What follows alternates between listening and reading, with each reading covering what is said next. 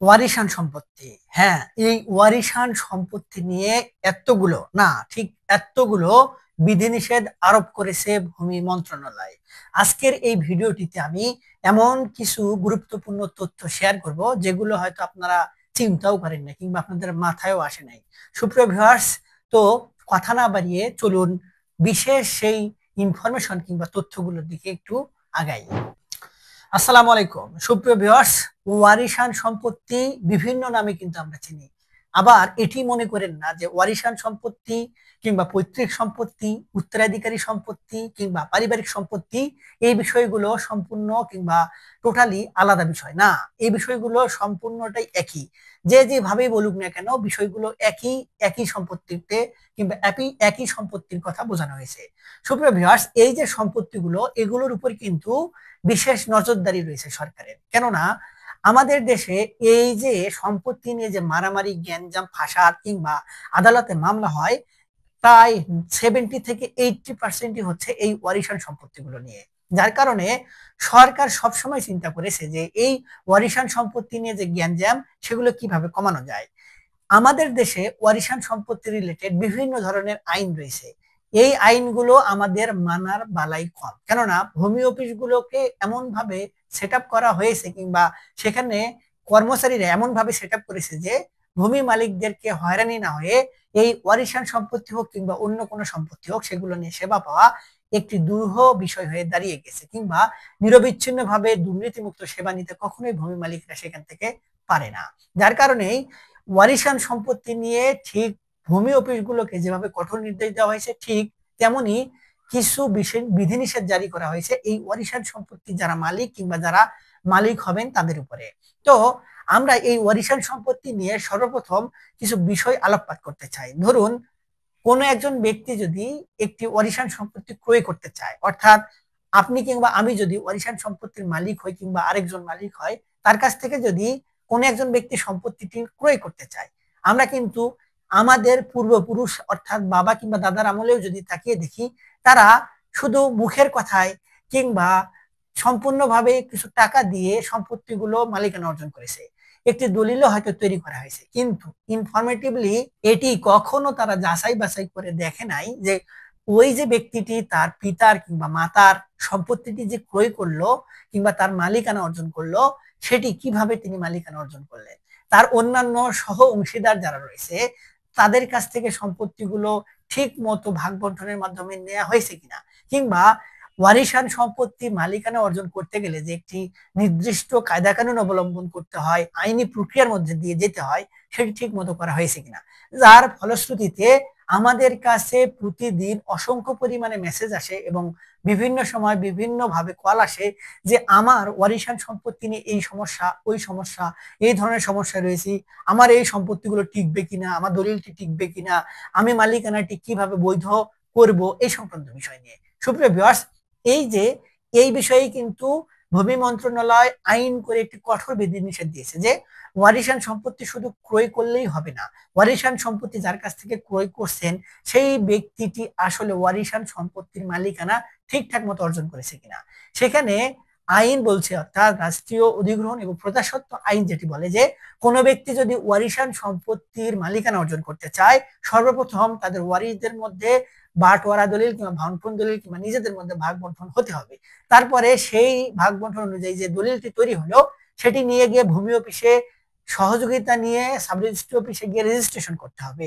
সেই রেজিস্ট্রিকৃত দলিল দ্বারা পরবর্তীতে আপনাদেরকে সর্বপ্রথম ওই সকল সম্পত্তির নাম জারি করে খারিজ করে খতিয়ান সংশোধন করতে হবে। তারপরে সম্পত্তিতে আপনার খাজনা প্রদানের অনুমতি পাবেন এবং খাজনা প্রদানের অনুমতি আপনার নামে পেলেই আপনি সম্পত্তির বৈধ মালিক হিসেবে বিবেচিত হবেন। এখন এখানেই বিষয়টি দাঁড়িয়ে যায়, আমাদের ওয়ারিশদের মধ্যে যে গ্যাঞ্জাম ফাসাদ, এটি কিন্তু সর্বপ্রথম আমি বলেছি যে সর্বপ্রথম আমাদের দেশে যতগুলো গ্যাঞ্জাম ফাসাদ হয় এই জমি জমা সংক্রান্ত বিষয়ে ওয়ারিশান সম্পত্তি নিয়ে হয়। এখন আমি কিংবা আপনি কিংবা আপনার পূর্বপুরুষেরা যখন ওয়ারিশান সম্পত্তি ক্রয় করবেন তখন অবশ্যই কি বিষয় দেখা উচিত, অবশ্যই এটি দেখা উচিত যে সহ অংশীদার যদি থাকে, সহ অংশীদার মধ্যে যে সম্পত্তিটি তিনি বিক্রয় করতে চাচ্ছেন সেটি ভাগ বন্টন অনুযায়ী তিনি মালিকানা পেয়েছেন কিনা, এবং ওই মালিকানা অনুযায়ী তিনি একটি দলিলে নিজের নাম উঠিয়েছেন কিনা, এবং ওই দাগ অনুযায়ী কিংবা ওই সকল সম্পত্তিটুকু তার দলিল অনুযায়ী সেই দলিলটি রেজিস্ট্রেশন করা হয়েছে কিনা, দেন সেই দলিল দিয়ে তিনি তার নামে ওই অংশটুকু নামজারি খারিজ করে খতিয়ান সংশোধন করেছেন কিনা, দেন তারপরে তিনি খাজনা ঠিকঠাক মতো দেয় কিনা, এবং ওই সকল সম্পত্তি আবার তিনি দখলে রয়েছেন কিনা, এই বিষয়টি যাচাই বাছাই পূর্বক আমাদের একটি সম্পত্তি ক্রয় করা উচিত। আমরা কিন্তু এই বিষয়টি দেখিনি, পর্যবেক্ষণ করিনি। প্রায় শতকরা 20% ছাড়া বাকি 80%ই ভুলভাল শুধুমাত্র ভোগ দখলে আছে এইটি দেখিয়ে সম্পত্তি ক্রয় করেছি। আবার অনেক সময় ভাগ বন্টন হয় না, কিন্তু অর্থ দিয়ে অনেকে খারিজ করে ফেলে, নামজারি সংশোধন করে ফেলে, এবং ওই নামজারি খারিজের কাগজ দেখেই আমরা সম্পত্তিগুলো ক্রয় করি, মালিকানা অর্জন করি, বসত ভিটা গড়ি, যা খুশি তাই করি। কিন্তু সমস্যা এখানেই দাঁড়ায় যে সম্পত্তিটি আপনি ক্রয় করলেন, সেই সম্পত্তির যার মালিকের কিংবা যার কাছ থেকে নিয়েছেন তার সহ অংশীদারদের মধ্যে ভাগ বন্টন যদি না হয়, তাহলে ওই সকল সম্পত্তি কিন্তু ওই ব্যক্তি মালিক না, আপনার কাছে কিভাবে বিক্রি করে? শুধু খারিজ দিয়ে সম্পত্তির মালিকানা অর্জন করার কোনো সুযোগ নেই ওয়ারিশান সম্পত্তির ক্ষেত্রে স্পেসিফিকলি। এখন এই ধরনের সমস্যা থাকলে সহ অংশীদাররা যদি এখন এসে বলে আপনি যে সম্পত্তিটি ক্রয় করেছেন এই সকল সম্পত্তি তো আমাদের মাঝেই ভাগ বন্টন হয়নি, তাকে শুধুমাত্র ভোগ দখল করতে দেওয়া হয়েছিল, এখন তিনি কিভাবে আপনার কাছে বিক্রয় করে? আপনার দলিল ভুয়া, আপনার ভোগ দখল অবৈধ, তাহলে আপনার সম্পত্তিও তো গেল, টাকাও গেল, আপনার ভোগান্তিও কিন্তু বাড়বে, এটি নিশ্চিত ধরে রাখুন। যদি কোনো ক্ষেত্রে ওই সকল সম্পত্তি ওই সহংশীদাররা বলে যে যাক যেভাবে হোক না কেন তিনি তো টাকা দিয়ে কিনেছেন, তাহলে বেঁচে গেলেন। আর যদি দুষ্ট লোকের খপ্পরে পড়েন তাহলে সম্পত্তি আপনার গেল, আপনার ভোগান্তিও কিন্তু হলো। এখন তাহলে যে বিষয়টি করতে হবে সেটি হলো আমি যেভাবে বললাম যে সকল বিষয় যাচাই বাছাই করে তারপর সম্পত্তি ক্রয় করতে হবে, এই বিষয়টি কিন্তু সুস্পষ্টভাবে বলে দেওয়া হয়েছে। আর এই ওয়ারিশান সম্পত্তির ক্ষেত্রে আরেকটি কমন ভুল সকলেই করে, সেটি হলো ওয়ারিশান সম্পত্তিতে কিন্তু কন্যাদেরও অংশ থাকে। এখন এই কন্যাদের যে অংশ, এই অংশ অনেক সময় অনেক ভাই নিজে ওই বোনকে কিছু টাকা দিয়ে তার মালিকানায় নেয়। এখন এখানে নিয়ে কি করে, দেখা গেল যে তার অংশ বাপের কিংবা মায়ের কাছ থেকে যেটা পেয়েছে সেই অংশ তার বোনের পাওয়ার কথা, সেই বোনের অংশটুকু তিনি নিয়ে তার নামে খারিজ করে ফেলে। এখন এখানে দাঁড়ায় হচ্ছে আসল জঞ্জাল। বলা হচ্ছে যে সম্পত্তি আগে ভাগ বন্টন করতে হবে, নিজের নামে জমা খারিজ করতে হবে, তারপরে বিক্রি করতে হবে। এখন ভাই দেখছে যে আমার ওয়ারিশানি সম্পত্তি, আমার পিতারই সম্পত্তি, আমার অংশটুকু তো আমি নিয়ে নামজারি করে ফেলছি, আমার বোনের অংশটুকু নিয়ে নামজারি করে ফেললাম। এখানে বড় একটি মিস্টেক, এবং ভূমি মন্ত্রণালয়ের কঠোর বার্তা কিন্তু এখানে রয়েছে যে বলা হচ্ছে ওই বোনের অংশটুকু আগে তাকে বাটোয়ারা দলিল অনুযায়ী দিতে হবে, তার অংশটুকু তিনি নামজারি খারিজ করবেন, তারপরে তার অংশটুকু তিনি যাকে খুশি তাকে দিতে পারেন। আপনি ভাই হন আর আপনি যাই হন, আপনাকে তারপরেই সম্পত্তি নিতে হবে। তিনি যদি খারিজ না করেন, তার নামে যদি বাটোয়ারা দলিল না থাকে, ওই অংশটুকু তিনি কোনোভাবেই আর কাউকে দিতে পারেন না। আপনি যদি সরাসরি তার কাছ থেকে নেন, এগুলো বাদ দেই, তাহলে আপনার এটি কি হবে? অবৈধ দখল হবে।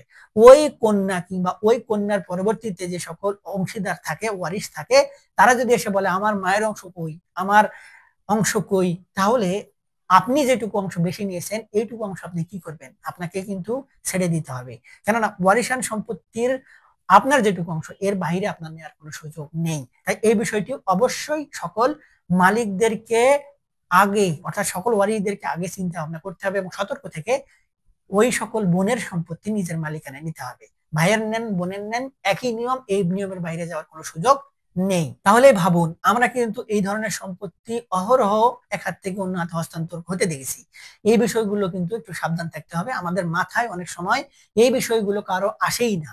এরপরে আরেকটি কঠোর বিধিনিষেধ হচ্ছে ওয়ারিশান সম্পত্তির মালিকানা অর্জনের ক্ষেত্রে। সেটি আমরা একটু এই বিষয় নিয়ে যদি আলোকপাত করি, তাহলে আমাদেরকে একটু বিষয় যদি আগে জানতে হয়, সেটি হলো আমরা ওয়ারিশান সম্পত্তি অনেক সময় গ্যাঞ্জাম ফাসাদ করে সম্পত্তিগুলো ভাগ বন্টন ঠিক মতো করতে পারি না, যার কারণেই যে যেভাবে পারে তার অংশটুকু দখল করার চেষ্টা করে। এখন এই যে দখল যে করলো, এতে করে অন্য ওয়ারিশদের মূল্যমান্য থাকতে পারে, নিজেদের মধ্যে গ্যাঞ্জাম হতে পারে। এখন যে ব্যক্তিটি দখল করলো ওই ব্যক্তি কি করে? খারিজ করে ফেলে, এবং অন্য ওয়ারিশরা সেই বিষয়টি জানে, তারপরেও তারা কিছু করতে পারে না। এখন আপনি কিন্তু সম্পত্তি ভাগাভাগি না করে একটি নির্দিষ্ট অংশ খারিজ করতে পারেন না, আইন সেই স্বাধীনতা আপনাকে দেয় নাই। আইন কি বলছে? আগের আইন বাদ দিয়ে ভূমি মন্ত্রণালয় একটি আলাদা করে পরিপত্র জারি করেছে এবং সেখানে সুস্পষ্টভাবে বলছে ওয়ারিশান সম্পত্তি এই নিয়ম ছাড়া আর কোনোভাবে মালিকানা অর্জন করার কোনো সুযোগ নেই। যদি করার কোনো ব্যক্তি চেষ্টা করে তার বিরুদ্ধে আইনগত ব্যবস্থা গ্রহণ করা হবে এবং তিনি আইনের আওতায় আসবেন। প্রথমত বলা হচ্ছে ভাগ বন্টন যদি ঠিক মতো না হয় সকল ওয়ারিশরা মিলে ওয়ারিশান সনদ সংগ্রহের মাধ্যমে সকল সম্পত্তি যৌথ খতিয়ান করে নিবে, সকলে নিজের নামে যৌথ খতিয়ান করে নিবে, সকলেই সমপরিমাণে খাজনা প্রদান করবে। তারপরে তারা ভাগ বন্টন করতে পারলে করুক, না পারলে না করুক, সম্পত্তি সকলের সমান ভাগে ভাগ হবে, সকলেই সকল সম্পত্তির সুযোগ সমানভাবে গ্রহণ করবে। এরপরে যদি কেউ যৌথ খতিয়ান থেকে বের হতে চায় কিংবা আলাদা করে তার যেটুকু অংশ সেইটুকু অংশ তিনি তার নামে নামজারি করে খারিজ করে নিতে চায়, তাহলে তাকে অবশ্যই বাটোয়ারা দলিল, বন্টন দলিল তৈরি করতে হবে।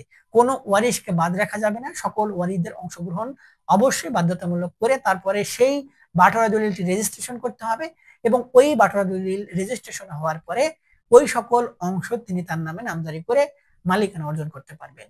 এই বাহিরে আর কোনোভাবেই ওয়ারিশান সম্পত্তি নিজে মালিক হওয়া যাবে না, অন্য কারো কাছে হস্তান্তর কিংবা বিক্রয় করা যাবে না। সুপ্রিয় ভিউয়ার্স, এই যে বিষয়টি এটিও কিন্তু অত্যন্ত গুরুত্বপূর্ণ। ইতিপূর্বে যারা ওয়ারিশান বন্টন দলিল ছাড়া সম্পত্তি খারিজ করে ফেলেছেন তাদের খারিজ গুলো কিন্তু বাতিল হয়ে যাবে শুধুমাত্র সহ অংশীদার যদি আদালতে গিয়ে একটি মামলা করে কিংবা সঠিক প্রক্রিয়ায় সঠিক আইনজীবীর পরামর্শ নিয়ে আপনার বিরুদ্ধে অভিযোগ দায়ের করে, আপনার কিন্তু জেল জরিমানাও হতে পারে। কেননা আপনার এই কাজটি একটি বেআইনি, আপনি কিন্তু প্রতারণা করেছেন রাষ্ট্রের সাথে, আপনার সহ অংশীদারদের সাথে। তাই এই বিষয়টি আপনাকে মাথায় রাখতে হবে। সুপ্রিয় ভিউয়ার্স, এই যে ছোটখাটো যে বিষয়গুলো বললাম এগুলো কিন্তু অনেক সেন্সিটিভ, অনেকের মাথায় নাও আসতে পারে। তাই এই বিষয়গুলো মাথায় রেখে ওয়ারিশান সম্পত্তি হস্তান্তর করবেন, মালিকানা অর্জন করবেন কিংবা যা খুশি তাই করবেন, এর বাইরে যাওয়ার কিন্তু কোনো সুযোগ নেই। যদি যান সেগুলো অবৈধ বলে বিবেচিত হবে।